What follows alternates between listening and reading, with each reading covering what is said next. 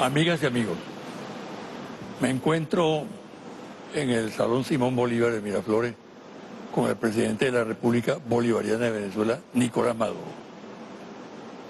Bienvenido. Bienvenido tú a esta casa. Por supuesto. José Vicente. Muy alegre de que estemos en esta oportunidad para hablar con el pueblo de Venezuela. Mira, nos tuteamos, ¿no? Claro, Ok. siempre. ¿Tú recuerdas esta foto?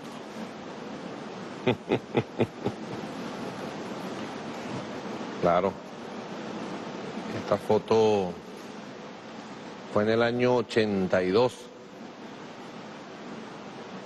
Yo tengo más o menos una buena memoria que he cultivado.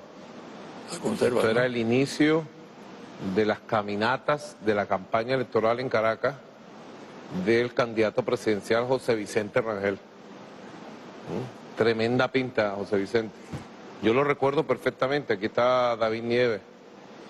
Y el pelúo este que está aquí, La tumusa esa que tiene. ese era yo y sigo siendo yo. Año 82. Ahí estaba hace 35 años, ¿no? Era una época de búsqueda, de esperanza, Sí. ¿no? Yo me acuerdo la canción que Ali Primera te compuso para la campaña, que ahora es famosa otra vez.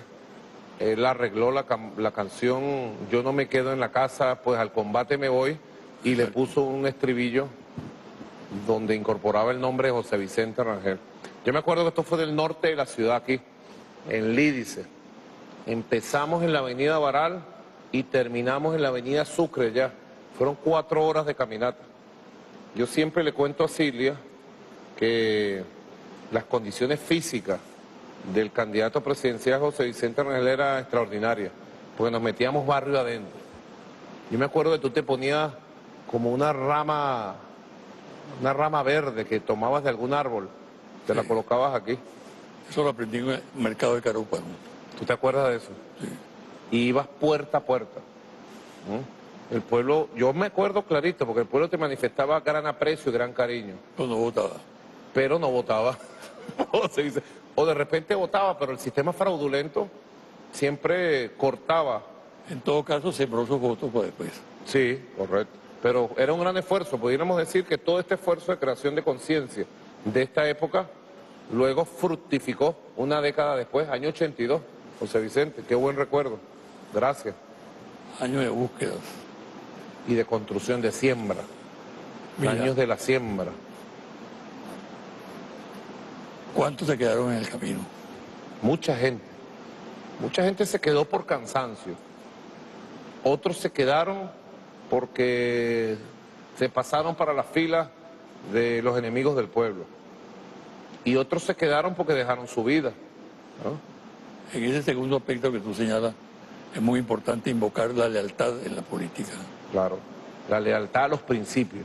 Exacto. La lealtad a los principios, con la lealtad a los principios, a los valores, uno puede transitar cualquier camino, uno puede transitar cualquier dificultad, uno puede transitar los dolores más grandes, pero con la lealtad a los principios siempre uno sale adelante, sale con fuerza. O si no puede salir, queda el ejemplo, como el caso de Fabricio Ojeda, de Jorge Rodríguez y de tantos, ¿no?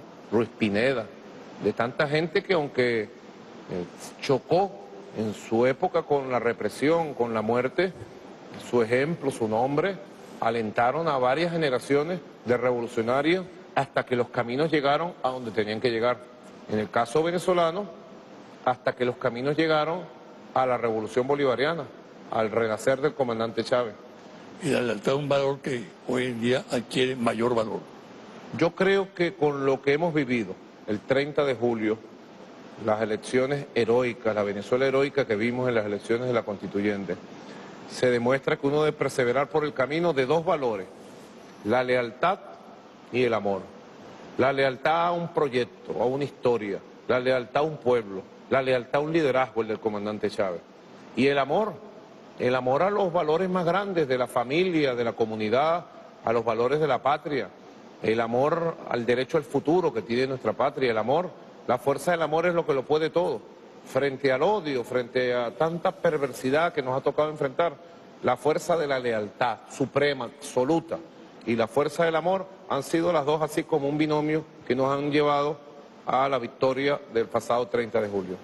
Desde esa época de la foto, corriendo el tiempo, ¿pensaste alguna vez llegar a donde estás? No, nunca, jamás. No te pongamos esto. No, jamás, nunca. Las aspiraciones mías no han sido de carácter individual, no han sido ni lo son. Los sueños en los cuales nosotros nos forjamos eran los sueños de esa marcha, de un colectivo, de un país, de una patria. Y luego de poder vivir al lado, conocer profundamente los valores que representó nuestro comandante Chávez, el proyecto bolivariano que se abrió para el país, aún más, yo estoy convencido totalmente que el proyecto del país tiene que ser un proyecto colectivo, un proyecto nacional, un proyecto de las grandes mayorías, un proyecto donde se pueda compartir un liderazgo que exprese a las bases populares, que exprese las comunidades, que exprese los estados, que exprese los distintos sectores del país. Un poco así visualicé yo la constituyente, un liderazgo nacional, un liderazgo colectivo que represente a todo un país. Eso sí, siempre con un líder central. En este caso me toca en este momento a mí, quién sabe por cuánto tiempo. Pero el líder central, si de revolución se trata, debe contar con un liderazgo colectivo, un liderazgo compartido. Trabajar con Chávez significaba un esfuerzo muy grande. Él era muy exigente. Sí. ¿Cómo era ese trato diario, permanente? Bueno, siempre fue una relación muy entrañable, ¿no? Y tuvo distintas etapas, ¿no? Desde que yo lo conocí en la cárcel de Yare, un 16 de diciembre del año 1993. Lo recuerdo perfectamente. La primera vez que hablamos personalmente. Y él me expuso el proyecto, su visión, táctica, estratégica, histórica, programática, impresionante. Desde ese día tuvo distintas etapas. Cuando él salió a la calle, 26 de marzo del año 94, ahí estábamos apoyando. Fue una etapa compleja, difícil, de mucho esfuerzo, de mucho sacrificio. La gente debe saber que el movimiento bolivariano, que las fuerzas bolivarianas surgieron de un gran esfuerzo de calle, práctico, permanente, de un gran sacrificio, de un gran esfuerzo unitario, amplificador del mensaje y además inclusivo de las distintas corrientes populares revolucionarias. Luego, como presidente de la República, siempre estuvimos en comunicación permanente en todas las coyunturas. Yo me acuerdo de la coyuntura del golpe de Estado, 11 de abril, 12, 13 de abril. Ahí tú tuviste un papel muy importante, estelar, y estuvimos muy cerca de él. Pero la etapa más intensa de la relación con nuestro comandante maestro, nuestro maestro comandante, fue la etapa cuando fui canciller de la República. Claro. Ahí teníamos comunicación permanente, no menos de 3 veces por día. Bueno, viajamos por el mundo entero construyendo las relaciones estratégicas del nuevo mundo que ha surgido. Estábamos permanentemente, él me daba grandes tareas políticas, ¿no? Me nombró vicepresidente de política del gobierno del año 2008 en adelante. Y estábamos en constante comunicación. Era un hombre que atendía, como tú sabes, los detalles de cada hecho, de cada evento. Le gustaba estar muy bien informado y siempre le gustaba estar a la ofensiva política. No le gustaba que uno con algún error lo colocara a la defensiva, en ningún plano. Siempre le gustaba estar en el combate permanente, abriendo caminos.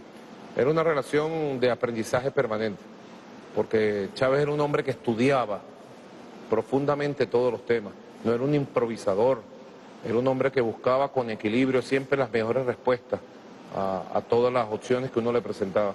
Y en ese sentido, creo que aprendí la visión estratégica, la capacidad táctica de él y sobre todo aprendí a escuchar bien, a amigos, a enemigos y a extraños. Aprendí a escuchar y es uno de los elementos principales que uno debe practicar, escuchar bien para tomar las mejores decisiones. El antichavismo se ha convertido en la ideología de la ultraderecha en la región. Sí. ¿A qué atribuye todo eso? Bueno, porque el chavismo, el nuevo bolivarianismo del siglo XXI, sin lugar a dudas, desde su surgimiento cambió la geopolítica regional, cambió el mundo político de América Latina y el Caribe e impactó en muy importantes regiones del mundo. Quiere decir que las fuerzas revolucionarias que surgieron del liderazgo del comandante Chávez lograron articular a las fuerzas progresistas de avanzada, de izquierda, revolucionarias de todo un continente y lograron convertirse en referencia a nivel mundial de los cambios posibles, de los cambios necesarios que necesitan nuestros países y que necesita la humanidad. En ese sentido, la derecha latinoamericana, muy monitoreada, muy gobernada, muy subordinada por el imperialismo norteamericano, tomó como bandera central la derrota de la revolución bolivariana hace mucho tiempo. Y las campañas antichavistas, las campañas antibolivarianas, contrabolivarianas, se convirtieron como en el eje del discurso de toda esta derecha que en algunos países ha llegado al gobierno con votación, digamos, escasa, menguada, como el caso de Argentina, que con un 30 y pico % de la votación llega un presidente a destruir esa nación, o con golpes de Estado, como el caso de Brasil, muy peligroso golpe de Estado donde la OEA y toda esa llamada comunidad internacional cayó de manera cómplice. Y toda esa derecha que ha llegado al poder político, en algunos países claves como Argentina, como Brasil, ¿no? La derecha paraguaya, bueno, o en Perú, está alimentada de una doctrina antichavista, antibolivariana y de mucho miedo, de mucho pavor. Casi terror sienten por la fuerza de las ideas, del ejemplo que emana de la revolución bolivariana. Es lamentable, ¿no? Nos han puesto en el centro de un debate y nosotros tenemos que estar a la altura y sobre todo, no solamente dar el ejemplo para felicidad de nuestro pueblo, sino dar el ejemplo para que las ideas de transformación social, las ideas revolucionarias del siglo XXI brillen y logren encarnar en movimientos autónomos de los países de nuestra región. Vamos a hacer una pausa, Nicolás. Al regresar, quiero que hablemos de la realidad del poder. El poder como realidad. ¿Cómo lo asumes tú? Vamos a darle, pues. Al regreso. Así es.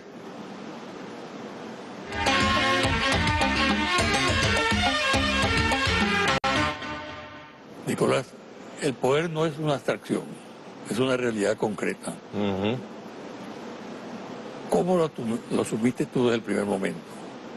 ¿Y cómo sigue asumiendo planificadamente, con improvisaciones? ¿De qué manera hace el trabajo cotidiano? Es una pregunta muy interesante, pudiéramos decir, ¿no? Porque el poder sirve para beneficiar a alguien o a algunos intereses. El poder político, si hablamos. En este caso, el poder central de un país, el poder de un jefe de Estado, de un jefe de gobierno, de un presidente, de un comandante en jefe de la Fuerza Armada. Si hablamos de ese poder, bueno, ese poder sirve para poder beneficiar o no a grupos sociales, a un país entero. ¿A quién sirvió el poder político en Venezuela? ¿Cómo se ejerció el poder político en Venezuela? Eso sería muy importante siempre revisarlo. A lo largo de la historia. Durante un siglo. Sí.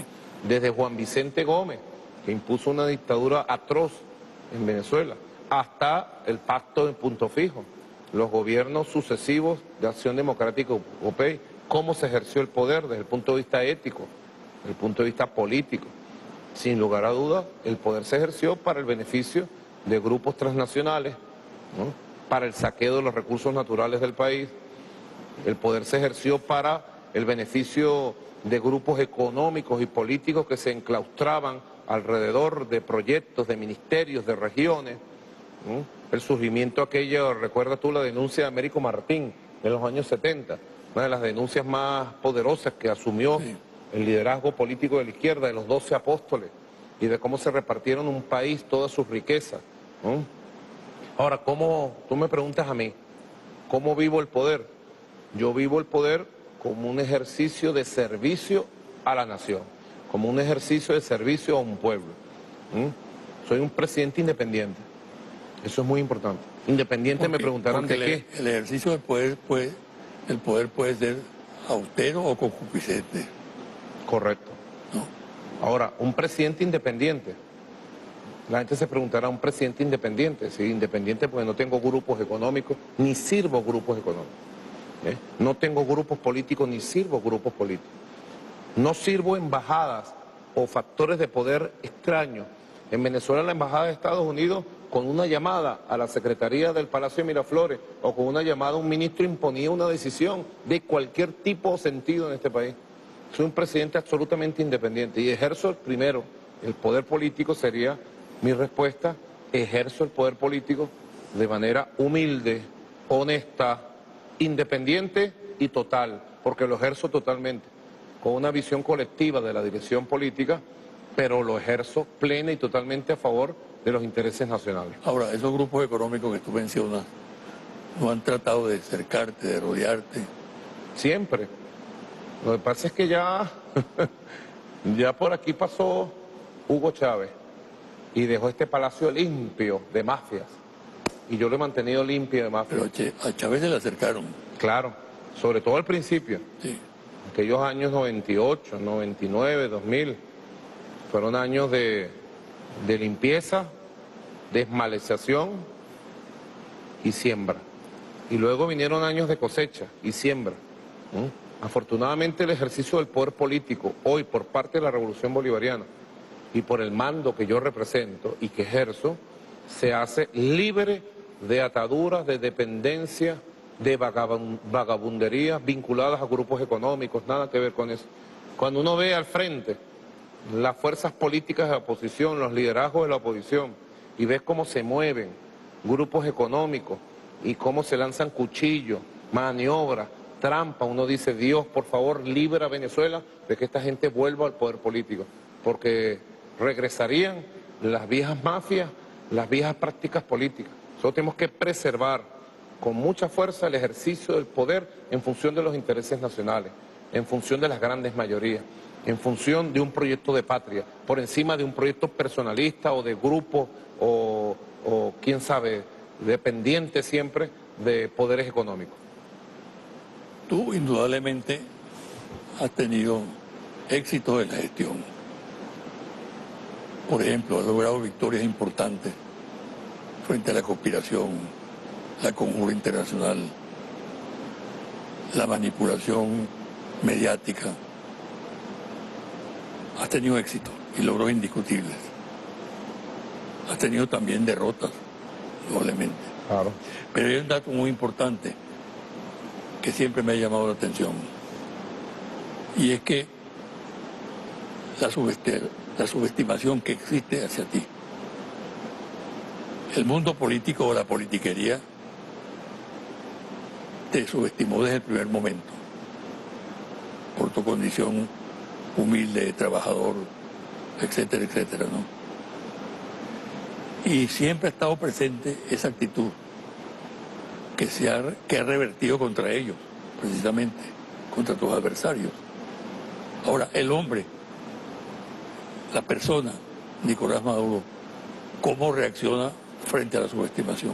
Pienso, sobre todo en el último tiempo, pienso mucho para tratar de colocarme en el puesto de los que me subestiman o de los que nos subestiman. Porque la subestimación a un pueblo es un desprecio del pueblo humilde.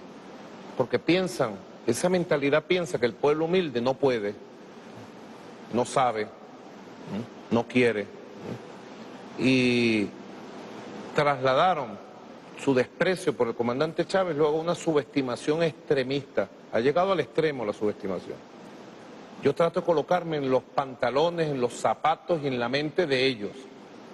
Primero de la oposición venezolana, no tanto del imperialismo, sobre todo de quienes gobiernan hoy el norte, que no solo me subestiman a mí, subestiman al mundo entero por su racismo, que ha surgido con mucha fuerza ahora a partir de los hechos de Charlottesville, ¿no? Que es otro tema.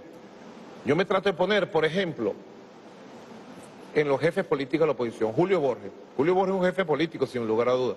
Más allá de lo que podamos nosotros pensar, o pueda pensar yo. Henry Ramos Alup. Ellos dos. Son los dos jefes. Los dos precandidatos presidenciales del próximo año. Me trato de colocar en la mente de ellos y de los que lo rodean, conjunto de dirigentes políticos de partidos. Ellos saben muy bien qué ha sucedido en Venezuela en estos años. Ellos saben que durante 4 años, y mayo, abril, mayo, junio, 4 meses, ellos han intentado derrocarme por todas las vías. Y saben que aunque han utilizado todas las armas que jamás utilizaron contra el comandante Chávez, con toda la intensidad, no han podido hacerlo.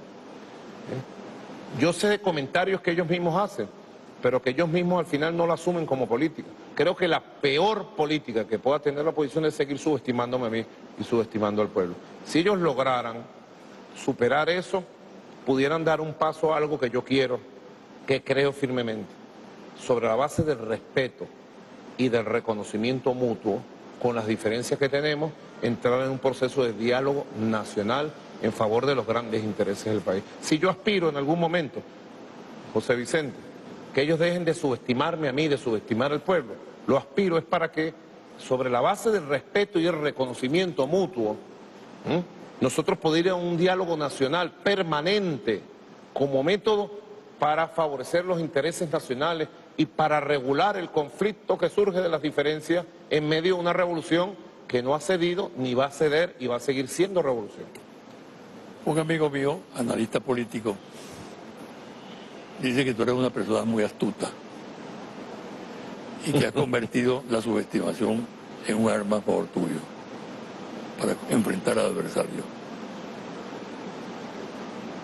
Es una cosa deliberada, calculada. No es así. Nosotros actuamos con autenticidad y siempre confiamos en la intuición y la inteligencia de lo que consideramos mejor para el país. Y por esa vía actuamos.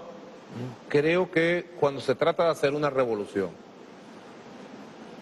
histórica, como la que estamos haciendo en Venezuela y continuaremos haciendo, se tiene que actuar apegado a los principios de la honestidad, apegado al principio de humildad máxima y apegado al principio de los grandes intereses nacionales. Si alguien revisara estos elementos que parecen simples, José Vicente, ahí viene la subestimación. Nosotros actuamos sobre lo sencillo, sobre lo simple de lo que debe ser la vida, para tratar de darle a un elemento tan complejo como la política, como el Estado, como la revolución, cauces que puedan ser caminados por todos los venezolanos.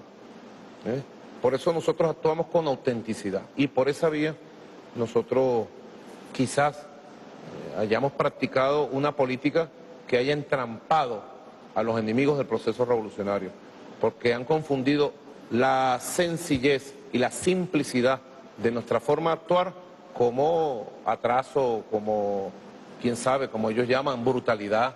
¿Sabes que ahí me llaman ellos maburro? Al pueblo no le gusta, ni a Silvia le gusta que yo diga estas cosas, pero ellos repiten, maburro, permanentemente. Bueno, que sigan creyendo, ¿no? Que sigan creyendo ellos, que se sigan creyendo superiores a nosotros. Mientras tanto nosotros sigamos actuando con humildad, con sencillez, con simplicidad y con mucha contundencia cuando vayamos a actuar. Mira, tú dices que una de las virtudes de este proceso y de este gobierno, por supuesto, es la lucha contra la corrupción. Sin embargo, tus adversarios dicen que el gobierno más corrupto de la historia política del país es este gobierno.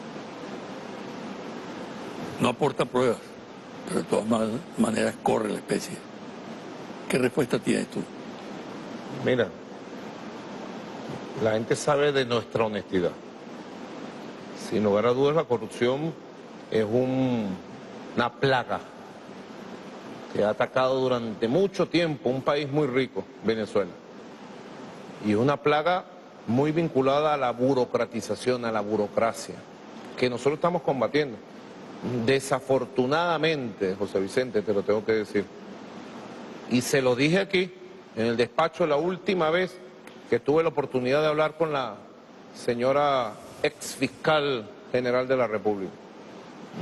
Desafortunadamente, durante estos 4 años que tengo de presidente, nunca, jamás conté con el apoyo de la Fiscalía General de la República para el combate contra la corrupción. Al contrario, fíjate la sorpresa, uno de los casos que yo le refería a ella en la conversación, menos mal que tengo testigos de esa conversación, fue uno de los casos de la corrupción en algunas empresas vinculadas a la faja petrolífera del Orinoco, donde nuestros cuerpos de inteligencia, la Policía Nacional Anticorrupción, hizo la investigación, determinó las pruebas, determinó los culpables. Y cuando informamos a la Fiscalía General, ¿qué hizo la Fiscalía? Ahora ya lo sabemos. Le avisó a los corruptos, se fueron del país, les cobró millones de dólares, con las cuales abrieron cuentas en el exterior. Ahí están las pruebas en original de los bancos en islas, de paraísos fiscales del Caribe, donde el propio esposo de la fiscal general, ex fiscal general, era el encargado de una red de extorsión. Ahora es que yo compruebo o descubro en toda su magnitud, tengo que ser sincero, descubro en toda su magnitud lo que era una red que protegía la corrupción, una red de extorsión que nos costó mucho, en combates clave. Fíjate que esa investigación, para que lo sepa, del entramado de corruptelas alrededor de algunos proyectos de la faja petrolífera del Orinoco, la ordené yo personalmente, la dirigí yo personalmente. Y tremenda frustración cuando se dan las órdenes para la captura de estas personas y las personas se fueron del país. Y luego ahora descubrimos por qué se fueron del país. La Fiscalía era las personas encargadas de hacer la investigación, de hacer las respectivas órdenes de captura, pero eran también las que extorsionaban y protegían a estos sectores de la corrupción. Hay mucho que hacer todavía, José Vicente. Quizás es una de las cuentas pendientes que tenemos. Desde el punto de vista no solo punitivo, judicial. Yo aspiro que la Asamblea Nacional Constituyente, con todo el poder que tiene, verdaderamente le dé un empuje y me dé un apoyo especial para la lucha contra la corrupción. Es una cuenta pendiente que tenemos. No solo desde el punto de vista punitivo, también desde el punto de vista educativo, moral, cultural. Tenemos que seguir insistiendo en construir una sociedad de hombres y mujeres con valores, de respeto, de honestidad, de práctica transparente en el manejo de la vida pública, de la cosa pública. Es una gran batalla. No te voy a decir que la vamos a ganar en meses, en años. Va a ser una batalla que nos va a llevar bastante tiempo y Venezuela entera, y tú mismo lo sabes, tienen aquí un presidente comprometido hasta los tuétanos en la lucha contra los corruptos y la corrupción. En las encuestas que se hacen sistemáticamente, hablo de las encuestas serias, colocan 2 temas en el primer plano, ¿no? Uno, el tema económico, y otro, el tema de la inseguridad. En el tema económico, yo no quiero extenderme en esta entrevista, porque esta es una entrevista esencialmente política, ¿no? Lo cual no significa que no sea política la economía, pero hay otros espacios y otros momentos para abordar a fondo el tema, ¿no? Pero sí te quería decir lo siguiente. Es preocupante que un proceso revolucionario como el que estamos viviendo haya logrado éxitos extraordinarios que trascienden el escenario nacional, reconocidos incluso universalmente. Todo cuando se refiere, por ejemplo, con la política de vivienda, que es ejemplar, con temas como la salud, la educación universitaria, la cultura en general. No existe en el mundo, entre la gente seria y responsable, duda acerca de que son logros de esta revolución y que en otro contexto no se pudieran haber alcanzado. Sin embargo, en el tema económico tenemos problemas. no estamos a la misma altura. Indudablemente que estamos afrontando una guerra económica, indudablemente que estamos al efecto de la caída de los precios del petróleo, pero indudablemente que no es equiparable los logros sociales, culturales, educacionales, de salud, alcanzados por la revolución, con lo que pasa en materia económica. Correcto. Los tiempos económicos siempre son más lentos en cuanto a las transformaciones y los logros. A mí me ha tocado vivir el tiempo de las dificultades. El tiempo más duro que quizás se haya vivido, sin lugar a dudas, en tiempos de revolución, pero el tiempo más duro en 100 años. Porque en 100 años hubo un proceso de expansión del ingreso petrolero que tuvo pequeños periodos de caída, pero que fue sostenido. Y el ingreso petrolero multimillonario permitió un proceso de expansión en el gasto público y permitió un proceso de expansión en general en el proceso económico-social del país. Eso fue sostenido durante 100 años. A mí me tocó vivir por adelantado y me está tocando vivir y nos está tocando vivir, gracias a Dios, con la protección del modelo social chavista socialista, tocado vivir el quiebre total del modelo de dependencia petrolera. No es poca cosa decirlo, José Vicente, es lo primero. No es suficiente las veces que lo explicamos y lo decimos, pero es que el modelo petrolero que sostuvo a Venezuela se acabó. Había quienes pronosticaban para el año 2030, 40, inclusive expertos que decían el 2050, quizás llegaría el tiempo en que el modelo petrolero comenzaría a declinar. Aquí declinó, ¡pum!, de un solo guamazo. Pasamos un día de $120 el barril a $20. Y aquí a nadie le faltó escuela, trabajo, ingresos, alimentos, con los problemas que tendríamos. No dejamos de construir viviendas, no dejamos de construir obras públicas fundamentales. Hicimos de tripas corazón y creo que hicimos un milagro social de salvación del país. Eso hay que reconocerlo. Hicimos un milagro social de salvación del país en medio de la quiebra. Y estamos en medio de la quiebra del ingreso, con obligaciones internacionales muy importantes. Segundo elemento, José Vicente. Nosotros hemos pagado más de 65.000 millones de dólares en 24 meses, sin poner excusa, sin falta, puntual. Quiere decir que en medio de la caída de los precios petroleros, del quiebre del modelo petrolero, hemos hecho un milagro social y hemos hecho un milagro financiero. También. Esas son cosas que Venezuela debe conocer, debe valorar.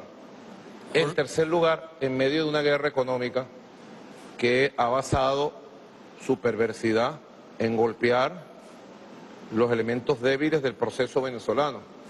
Venezuela hasta hace muy poco importaba el 70% de todos los productos del consumo nacional. Golpearon los procesos importadores, comenzaron a acaparar y a contrabandear los productos en un proceso de 3, 4 años. Y ahora estamos enfrentando un sistema demoníaco, pudiéramos decir bochornoso, de fijación falsa desde el exterior de un dólar criminal, de un dólar de guerra, y el dólar de guerra lo han convertido en el elemento principal para atacar los precios del pueblo. Esa batalla, te lo podría decir como dice un amigo nuestro, pidió su autorización, Walter Martínez, esa batalla está en pleno desarrollo. Lo que yo sí te podría decir, para concluirte esta idea, que habiendo enfrentado estos 3 demonios, el quiebre del sistema de dependencia petrolera, la guerra financiera internacional y la guerra económica interna, comercial y de inflación inducida, habiendo enfrentado esos 3 demonios, y tenemos un pueblo protegido por un sistema social que va a ser soporte de la recuperación económica. Venezuela se va a recuperar y va a superar en tiempos económicos ostensibles, va a superar la situación que estamos enfrentando por razón de la situación más difícil que haya vivido en 100 años un presidente de la República de Venezuela. Exacto, pero fíjate tú, se piensa en este momento que hay existe una gran expectativa en el país, en parte impulsada por los éxitos políticos que ha tenido el gobierno, por la victoria del 30 de julio, por la constituyente funcionando con mucha eficacia y con mucha rapidez. Entonces, la gente está esperando medidas económicas. Yo aspiro a que tú me des una primicia en este programa, ¿no? Pero indudablemente que la gente aspira a que haya que se abra la puerta hacia las salidas del tema económico, colocado asumido racionalmente, ¿no? Porque no es que vamos a pasar de la precariedad de este momento a la abundancia y a una situación mucho mejor. Pero sí que se empiecen a percibir cambios importantes a base de medidas que adopte el Ejecutivo, ahora con el apoyo de la Constituyente, ¿no? Correcto. Lo que hay que estar muy claro es que estamos con la estrategia y la política correcta. Los 15 motores de la agenda económica bolivariana es la estrategia correcta de la independencia económica, del desarrollo y la potencialidad que tiene Venezuela, para liberarnos del petróleo. Es la cosa más importante que estamos haciendo, el desarrollo de los 15 motores, de todos los motores, del motor industrial, del motor agroalimentario, del motor petroquímico, del motor turístico, del motor de la economía comunal socialista, del motor de la industria pesada, etcétera. Los 15 motores, es la estrategia. Y ahí nosotros, mira, tenemos que mantener la perseverancia casi obsesiva de mantener el ritmo del desarrollo de todo el complejo de relaciones que implica los 15 motores. En segundo lugar, un elemento muy importante, cuidar la generación y la estabilidad del empleo, cuidar el ingreso de los trabajadores y controlar quizás el elemento hoy por hoy más importante y más difícil, porque no depende de factores de la economía real, no depende de factores nacionales, que es controlar la inflación criminal e inducida que han disparado a través de un dólar criminal generado desde Miami. Y te lo digo porque es el más difícil, porque no es un factor de la economía real. Saben los economistas, los expertos, sabe nuestro pueblo, que la fijación de ese dólar criminal depende de una decisión política de los que conspiran desde Miami. Sabe nuestro pueblo que los comerciantes inescrupulosos que adoptan ese dólar criminal no lo hacen a razón del costo de los productos que venden, lo saben perfectamente nuestro pueblo. Nosotros, por ejemplo, atendemos, José Vicente, 6 millones de hogares con los CLAP. A veces los atendemos muy bien, a veces los atendemos más o menos. Estamos en una fase de consolidación. Hay que verle la cara a José Vicente, que es atender en su casa 6 millones de hogares.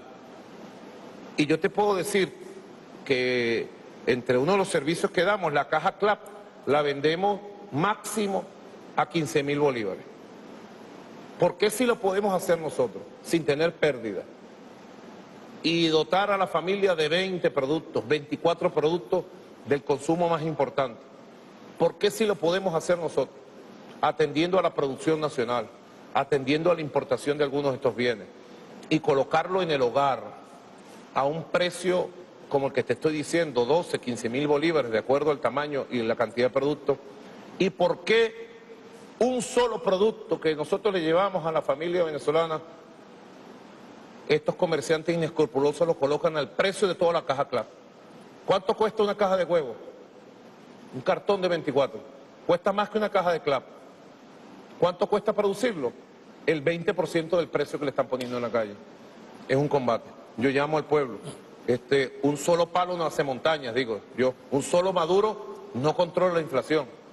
Necesitamos, y en ese sentido, si te puedo decir, aunque no te voy a dar los detalles, los secretos, si te puedo decir que una comisión especial de la Constituyente está trabajando directamente conmigo, con el equipo económico y con sectores del empresariado, y la próxima semana, esta semana que empieza mañana, se van a dar a conocer un conjunto de acciones para que se respete el precio máximo de los productos y para un conjunto de acciones de justicia, digamos, muy severas, que van a sacudir la sociedad. Tú sabes que cuando yo emprendo acciones de este tipo, a mí no me tiembla el pulso, porque no dependo de nadie, ¿no? Solamente te diría hasta allí. Tenemos que vencer el dólar criminal. Y pido el apoyo de toda Venezuela. Tiene que ver con el dólar también. Claro. Tenemos que vencer un dólar criminal. Fíjate tú, los días antes de la constituyente, el dólar criminal, así lo llamo yo, el dólar criminal. Bueno, lo dispararon a lo loco. ¿Qué razón, qué lógica económica, monetaria, financiera tenía eso? Ninguna, tenía una lógica política, destruir el país. Era el dólar guarimbero. Luego del triunfo de la constituyente como que les dio un ratón, una locura. Les entró, ¿cómo se llama? Un yello. Un yello, una especie de complejo de derrota. Y en la primera semana después de electa la constituyente lo dispararon al doble el dólar criminal. Yo pido la ayuda, el apoyo, y el que no apoye caerá la ley de todos los sectores económicos. Yo puedo demostrarle, producto por producto, a cada comerciante de este país, cómo se apoyan en un dólar criminal para hacerle daño a su propia sociedad, para hacerle daño a la propia economía. Y eso se va a acabar. Tú vas a ver, José Vicente, quizás es la batalla más dura, la batalla por la productividad, por la producción, la batalla por la distribución justa de los productos, la batalla por su comercialización y que no haya más escasez, y la batalla por los precios justos. Es la batalla más dura que tiene el país, más compleja. Yo estoy al frente de esa batalla y estoy seguro que más temprano que tarde vamos a estabilizar y a recuperar la economía en esos aspectos. Vamos a hacer una pausa y al regresar aprovechemos para hablar de la constituyente. Sí, va. Que es la gran figura, la gran criatura que surge en este momento. Sí, va.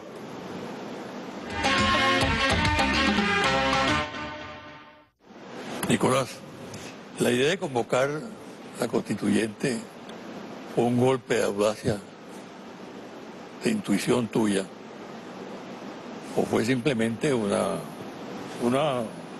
parada que tiraste. ¿Ah? Fue una Estaba planificado. Una necesidad primero. Primero fue una necesidad. No teníamos otra opción. Y fue algo muy bien pensado durante bastante tiempo. Bien pensado. Porque es una de las posibilidades que tenía abierta nuestra Constitución, que dejó vivo el poder constituyente originario. Es una de las cosas que no pueden entender en Chile, por ejemplo, que el poder constituyente originario esté vivo y pueda ser convocado en Venezuela en cualquier momento. Ellos tienen la Constitución de Pinochet, lamentablemente. Más temprano que tarde, como diría Allende, el pueblo chileno andará por las grandes alamedas de una constituyente. Estoy seguro de eso.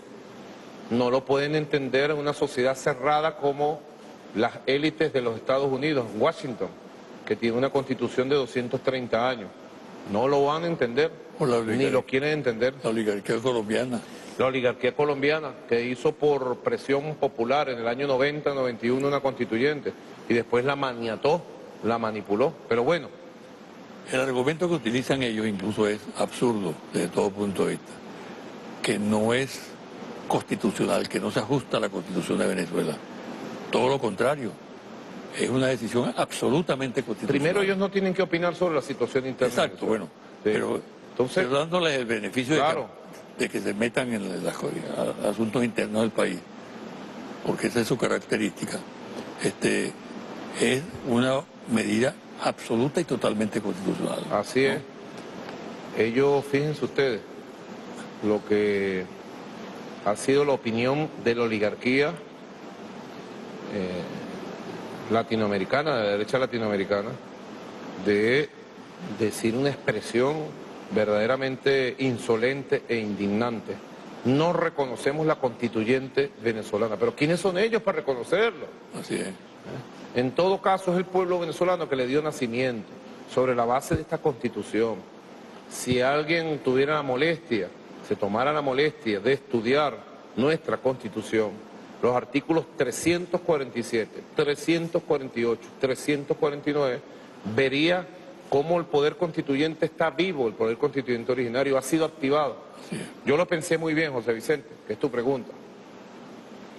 Ahora fíjate que y por el mes de abril, el mayo. presidente colombiano Sánchez llega al extremo de decir que eso puede provocar la ruptura de relaciones con Venezuela. Bueno, Santos está tratando de buscar el perdón a su corruptela, a sus crímenes, porque ya se va. Santos se despide, Santos se va de la historia. Y yo entiendo la desesperación de él de tratar de buscar dentro de la propia oligarquía colombiana y dentro de las élites estadounidenses que gobiernan Colombia desde Washington, buscar un poco el perdón, ¿no? Buscar el acomodo, los arreglos, para que una vez que sea expresidente no termine tras las rejas por toda la corruptela que ha significado su gobierno, por todos los crímenes que han cometido de manera permanente. Ahora, volviendo a Venezuela, nuestra amada Venezuela. Y al tema de la constituyente. Este tema fue muy bien pensado. Yo lo he dicho, a mí me surgió la idea con mucha fuerza desde el día 9 de diciembre del año 2015, 3 días después de la derrota electoral. Porque tú lo decías, yo he gobernado 4 años y 4 meses. Y además me ha tocado duro. Y me tocó una derrota electoral circunstancial. Y yo no dudé ni un segundo. Yo tengo que decirlo ahora, quizás primera vez que lo digo aquí. Tú eres testigo excepcional de cómo recibimos las noticias de la derrota electoral aquella noche del 6 de diciembre que tú me acompañabas, tú y Pepe, estaban conmigo. Tú, Pepe y Silvia. Y luego reunimos el Estado Mayor de la Revolución. Recibimos las noticias. Y tú sabes la claridad y la firmeza con que yo dije, estos resultados son los resultados legales. Vamos a reconocerlos de inmediato. Le dije a la presidenta Tibisay Lucena, del Consejo Nacional Electoral, yo espero que usted dé los anuncios y yo a la hora que sea de la madrugada los reconozco de inmediato y así lo hice. Me consta. 3 días después, el 9 de diciembre, yo recibí a miles de personas que vinieron aquí a darme su apoyo, indignados, adoloridos por la derrota. Y allí me nació la idea. Y desde ese día estuve pensando en activar un proceso popular constituyente, en esperar el momento adecuado, pero en buscar, José Vicente, por la vía del diálogo político, de la palabra con la oposición, regular el conflicto histórico, soluciones a los problemas del país. Fue imposible, José Vicente, imposible. 2016 se negaron, los senté en la mesa de diálogo junto al Vaticano y se pararon y se fueron. 2017, el primer trimestre arrancó bien bueno en lo económico, en lo social, en lo político. Y luego ellos se fueron a la guerra, a la calle.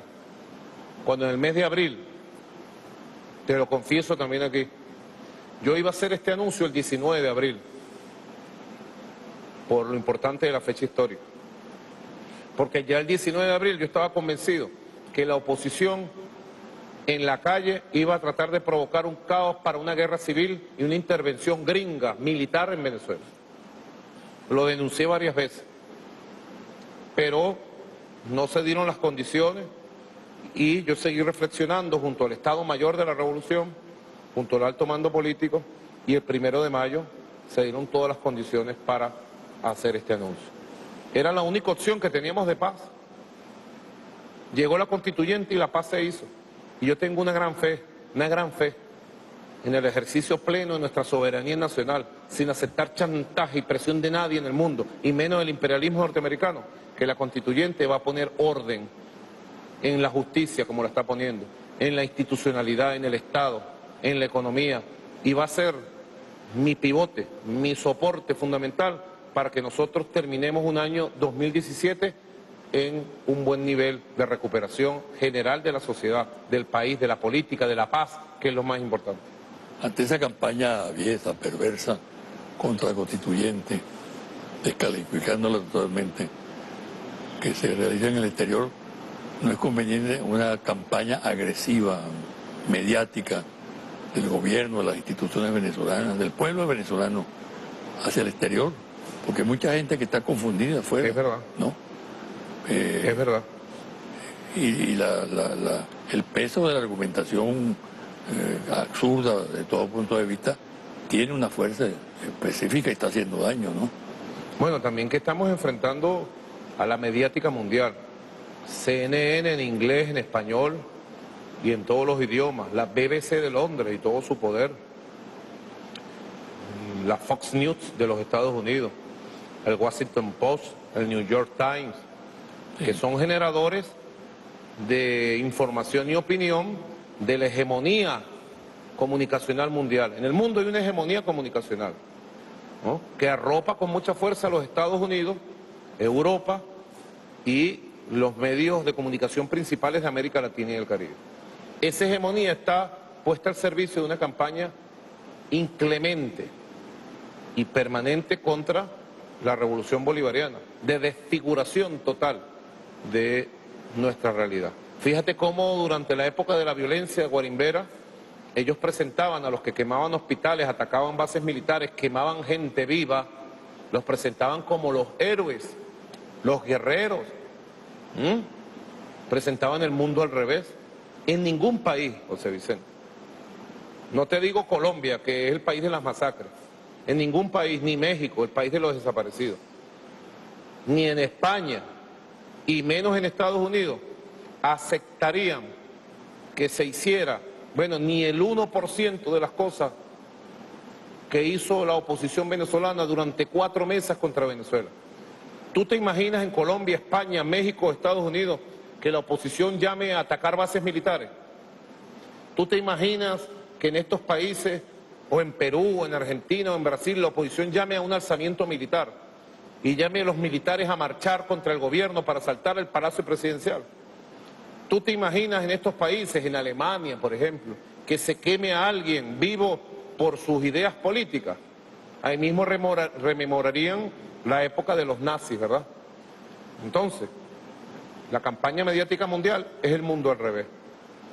Nosotros, antes de entrar a esta entrevista, estaba yo sosteniendo una reunión con el canciller Jorge Arreaza, con el ministro Ernesto Villegas, con el constituyente Adán Chávez y con la presidenta de la constituyente, la compañera Delcy Rodríguez, y hemos hecho un plan para convocar a una gran cumbre mundial de solidaridad con el pueblo de Venezuela, contra la amenaza de Donald Trump y en defensa de la constituyente. Esa cumbre mundial va a tener un conjunto de eventos preparativos en varios países del mundo y arranca a partir de esta semana toda esta jornada de solidaridad que debe potenciar la movilización de la opinión mundial en defensa de la verdad de Venezuela. También aspiro, José Vicente, aspiro que la Comunidad de Estados Latinoamericanos, CELAC, su presidencia, en manos del compañero Salvador Sánchez Serén, muy pronto dé un paso adelante y convoque a una cumbre por el diálogo, por la paz y en apoyo a la soberanía de Venezuela. Así que son acciones que nos van a permitir, de alguna manera, en eso hay que ser muy objetivo, nos van a permitir atenuar en algo la campaña criminal, brutal, gigantesca, inclemente que hay contra Venezuela en el mundo. Al final, tengo la fe que la verdad de Venezuela prevalecerá por encima de tanta campaña. Vamos a hacer una pausa para volver posteriormente con el último negro que llamamos nosotros, ¿no? Muy bien. Bueno.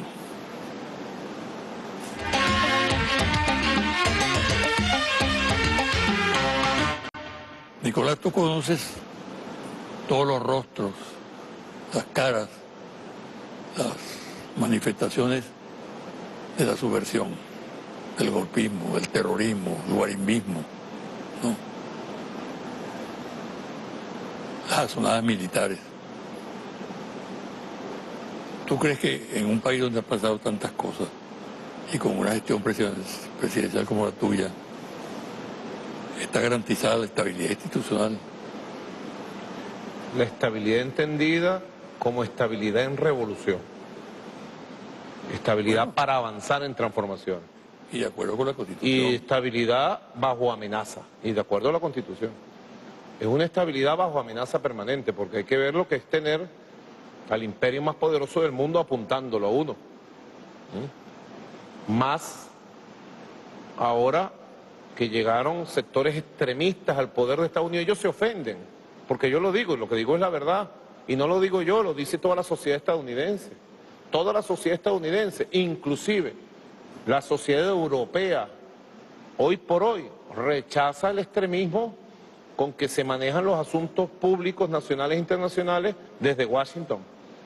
Extremistas, lobistas, multimillonarios, magnates son los que tienen el poder en los Estados Unidos.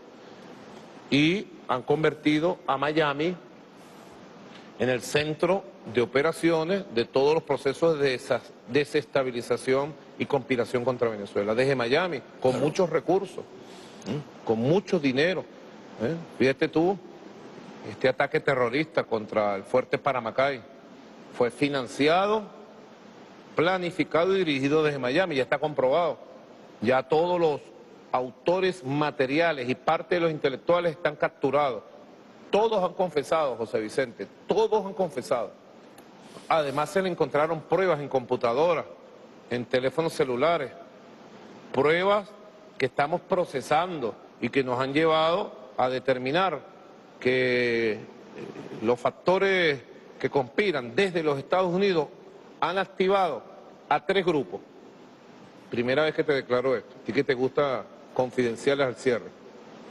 El grupo del golpe de Estado del 11 de abril de 2002 está activado, todo el grupo. Viven en Colombia, Costa Rica, Miami, Portugal y España. Todos están activados. Fue el grupo que trabajó junto al gobierno de George Bush para dar el golpe de Estado que se dio en Venezuela y que derrotamos. En segundo lugar, están activados los grupos que nosotros logramos descubrir y controlar, castigar, desmembrar del llamado, mal llamado en su momento golpe azul. Sabes, tú conoces mucho de eso y también el director de Últimas Noticias, ¿no? Nuestro amigo Eleazar Díaz Rangel, que investigaron mucho sobre este tema. Y un tercer grupo, que es un grupo que nosotros logramos neutralizar en el 2014, de este ex capitán traidor que atacó el fuerte Paramacay y que vino articulado desde hace más de 10 años en actividades de conspiración permanente y que tiene su base de operaciones en Miami directamente. Muy vinculado a la familia Poleo, Rafael Poleo, Patricia Poleo. Por ahí salió de ridícula Patricia Poleo el día que yo le señalé esto barriendo la casa, creo que nunca la había limpiado. Bueno, estos tres grupos están en una sola acción hoy por hoy. A los 3 grupos los tenemos vigilados, controlados, neutralizados, pero es mucho el dinero que se ha metido, José Vicente. Es mucho el dinero que se ha metido. Por eso te hablo de una estabilidad dinámica, estabilidad en revolución, estabilidad bajo amenaza, pero que con el favor de Dios, con el favor de nuestra democracia y nuestra Constitución, nosotros sortearemos todas las amenazas, todas las emboscadas. Ya Venezuela entra en un clima electoral nuevamente, José Vicente, tú lo sabes. El Consejo Nacional Electoral está preparando, por mandato de la Constituyente, elecciones adelantadas. La oposición pidió elecciones adelantadas, bueno, la Constituyente la complació para octubre, de todas las 23 gobernaciones del país. Ya todas las fuerzas políticas han inscrito sus candidatos. La derecha le costó mucho dar el giro, ¿no? De Maduro vete ya, de guarimba ya, de incendio en la calle, a vamos a las elecciones. Todos los partidos políticos de oposición han inscrito candidatos como arroz, pues para tirar para el cielo. Acción Democrática, Henry Ramos Alú, gracias por reconocer al CNE, habría que decirle. Primero Justicia, Enrique Capriles Radonsky, gracias por reconocer a Tibisay Lucena y al CNE, inscribieron candidatos en todos los estados. Eso tiene veneno. Claro, una cosa es el Twitter, la perdedera de tiempo y la estupidez con que esta gente escribe en el Twitter, pero otra cosa son los hechos políticos, inscribieron candidatos en todos los estados. Leopoldo López, penado de la justicia venezolana, jefe político de un partido llamado Voluntad Popular, que es el partido más fascista y extremista de este país, inscribió candidatos, a pesar que decía que iban a incendiar el país con un pichón de Hitler que anda por ahí. El partido Un Nuevo Tiempo de Manuel Rosales, candidatos en todos los estados. El partido Avanzada Progresista de Henry Falcón, mi amigo Henry Falcón, él es mi amigo, aunque esté en la oposición, puedo reconocer, tengo un amigo en la oposición, Henry Falcón. Todos inscribieron candidatos. 196 candidatos inscribió la oposición. Y bueno, ahora vamos para la calle a pedir el voto popular. Diagnóstico. El diagnóstico, con objetividad. Vamos a ganar las 23 gobernaciones de este país. Anótalo, José Vicente, y te prometo una entrevista el día después de las elecciones de gobernadores. Nosotros vamos hacia una gran victoria porque el pueblo quiere paz. La gente quiere gobernadores y gobernadoras para consolidar la paz. La gente se cansó de gobernadores como el de Miranda, que salen a las calles a quemar, a destruir y no a gobernar. La gente quiere gobernadores, bueno, que atiendan sus estados, que le garanticen la estabilidad, la paz a sus regiones. Y la gente, el día de las elecciones de octubre, va a votar otra vez de manera heroica. La gente va a salir a votar por la paz y vamos a tener una gran victoria. Anótalo desde ya, José Vicente. ¿Te gusta el poder, Nicolás? ¿Ah? ¿Te gusta el poder? El poder popular. Sí. Pero añoras estar en la calle libre, sin protocolos ni nada. Sí, totalmente. Yo siempre ando en la calle, manejando, siempre ando con Silvia. De pronto un sábado que estemos un poco tranquilos nos vamos por ahí y nos les aparecemos a alguien en su casa. Lo llamamos 5 minutos antes. ¿Estás en tu casa? Nos vamos por un barrio del Valle, o un barrio de Katia, o a Caricuao, donde tengo mucha gente amiga. Y nos les aparecemos calladitos. Nos preparamos una cena allí, nos tomamos un café, conversamos hasta las 2, 3 de la mañana. Todavía no he perdido ese contacto de escuchar, de vivir la realidad. Claro que añoraría solito y tranquilo caminar por las calles, pero creo que la vida lo coloca a uno, lo va colocando a uno en situaciones y uno tiene que sentir la felicidad, y yo que creo en Dios, agradecerle a nuestro Dios por sus bendiciones y cumplir con la misión que me toca. Esta es la misión que me toca. Y aunque tenga mis añoranzas por la calle, tengo que cumplirla a cabalidad. Mira, Nicolás, el cuestionario Proust es famoso. Son 30 preguntas que formuló el gran escritor Marcel Proust para indagar acerca de la condición humana. Yo le formulé varias preguntas del cuestionario a Chávez en una de las entrevistas que leí. Te quiero formular 2. Una, la número 22. ¿Qué hábito ajeno no soportas? La mentira.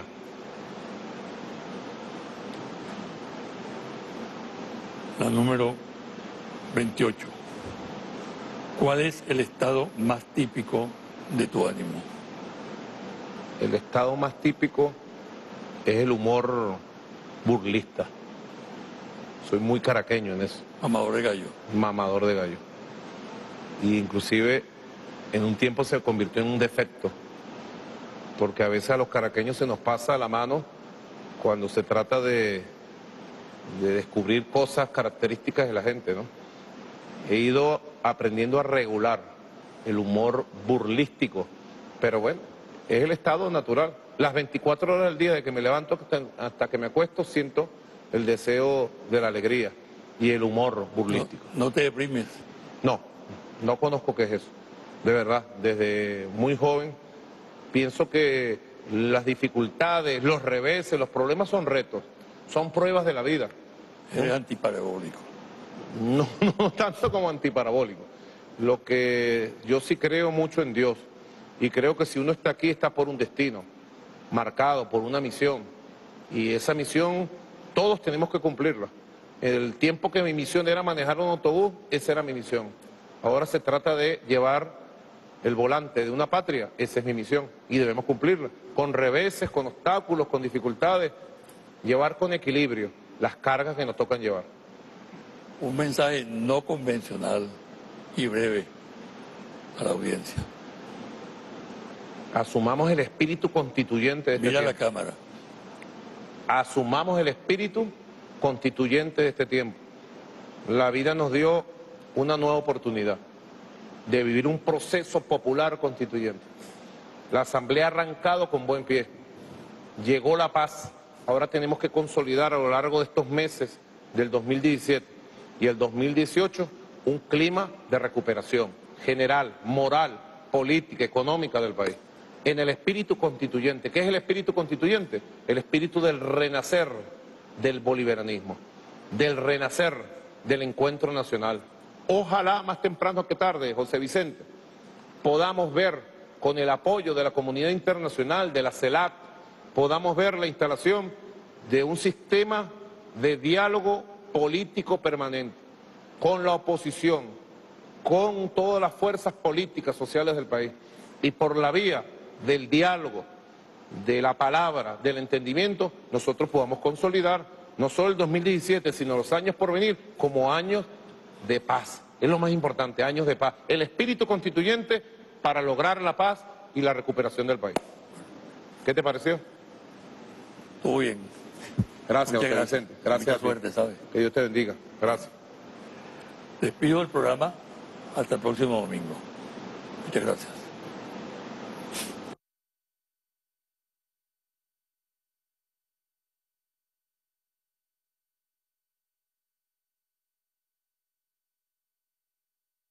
Si es verdad.